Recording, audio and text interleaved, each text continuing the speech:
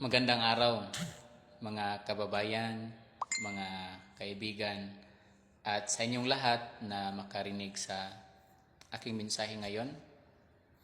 Andito na naman tayo, gusto ko po na pag-usapan natin ngayon ang mga mahalagang mga issue o mga problema na hinaharap ng ating mga kababayan na magsasaka na dapat sana ay bigyan ng pansin ng ating mga kongresista o ng ating mga senador.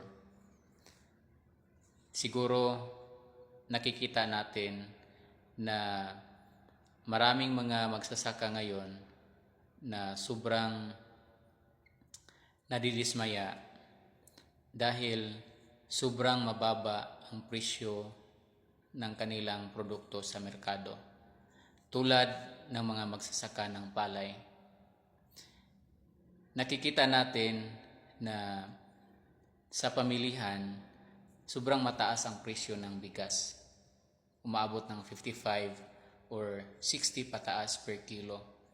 Samantala ang mga ani ng ating mga magsasaka, binibili ang kanilang palay sa halagang 14 pesos per kilo. Sobrang malaki ang diferensya. At kung iisipin po natin, sobrang mahirap at sobrang magastos ang pagtatanim ng palay. Simula pa sa paghahanda ng taniman, gumagastos na sila sa pagpaturtol, pagpatanim, pagpaabono, hanggang pagdating ng 3 months. At ang presyo ng abono ngayon sobrang mataas. So, kung ganun ang presyo ng palay pagdating sa merkado, talagang malulugi ang ating mga magsasaka. Ano ba ang ginagawa ng ating mga kongresista? Bakit hindi nila binigyan o ginawa ng solusyon? Bakit walang batas na nagproteksyon sa ating mga magsasaka na hindi sila aabusuhin ng mga middleman? Makikita natin na ang mga middleman, sila ang merong kapangyarihan na magpresyo sa mga produkto ng ating mga magsasaka without considering sa mga ginagastos nila. Marami man ang supply sa ngayon, pero sana hindi ganun ang magiging basihan. Dahil wala nang mga kabataan o susunod na mga henerasyon na magpursige sa pagsasaka kung ganun na yung mangyayari. Kaya sana ito ang bigyan ng pansin ng ating mga mambabatas. Dahil ngayon sobrang nakakalungkot na ang ating mga kongresista o ating mga senador busy sa pag-iimbestiga sa mga sinasabing mga fake news, ano pa yung mga makikita natin sa kongresista ngayon, at ganun din sa mga senador. Sobrang maraming mga issue, pero merong mas mahalaga na kinakailangan ng ating mga mamamayan. Kung ganito ang sistema ng ating bansa, na walang pakialam ang ating gobyerno sa mga magsasaka, dahil sinasabi ko na walang pakialam, dahil kung may pakialam sila, gumawa sila ng magandang sistema na hindi malulugi ang ating mga magsasaka. Tingnan natin yung mga nagtatanim ng mga gulay. Marami sa kanila na nalulugi dahil kung marami ang kanilang ani, maraming mga kasabay sila na nag-aani ng parihong produkto sa isang lugar. Example, dito sa Benguet, sobrang maraming nag-harvest ng ng sayote, sobrang mababa ang presyo. Samantala, sa ibang lugar, sobrang maliit lang ang supply kasi walang nagtatanim ng sayote. Kung may sistema sana ang gobyerno,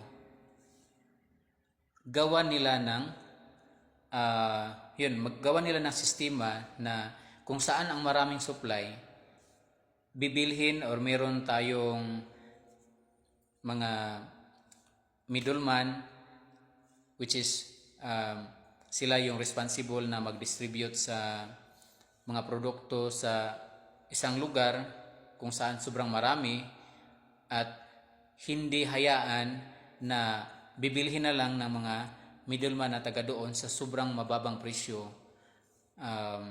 Just like bilhin nila ng 2 pesos, samantala sa ibang lugar ang presyo ng sayote umabot ng 50 plus or 70 plus. So sobrang kawawa ang ating mga magsasaka. So yun yung naisip ko, bakit ganon? Bakit hindi ginagawa ng solusyon ng ating mga kongresista? Kung makarating man itong mensahe ko sa ating mga kongresista at sa ating mga senador o sa mga responsible na mga tao na mayroong connection sa kanila, sana ito ang kanilang debatihan. Ito ang kanilang imbestigahan. Sobrang nakakalungkot na itong mahalagang bagay hindi nila binigyan ng pansin. Isa sa mga nakikita ko na nababalitaan ko, sinasabi ng ating senador, isa sa mga senador na aprobado ang 100 pesos na increase sa sahod. At sa kongreso naman, narinig ko sinabi na nagpropose sila ng 200 pesos na dagdag sahod sa mga manggagawa. Pero hanggang ngayon, malapit ng eleksyon, hindi pa natutupad. Sino ba ang nagdurusa sa patuloy na pag-akyat ng presyo ng mga bilihin, samantalang ang mga sahod hindi tumataas? Mga manggagawa. So sa ngayon, mga manggagawa at mga magsasaka, sila ang sobrang naghihirap.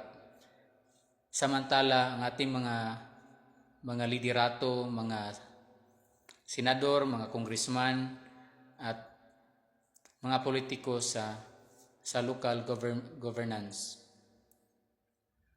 sila ang nakapakinabang.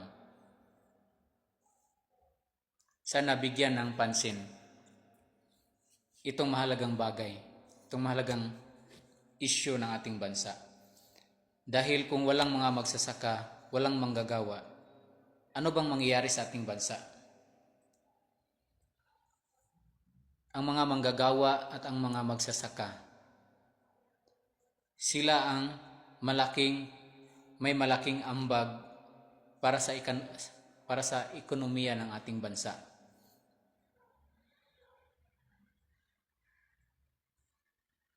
Ito po ay aking pinaparating sa ating lahat at lalo na sa ating mga liderato upang mabigyan ng pansin at masolusyonan para hindi lalong maghihirap ang ating mga magsasaka at marami pang mga kabataan ngayon na maiengganyo sa pagsasaka sa darating na mga araw.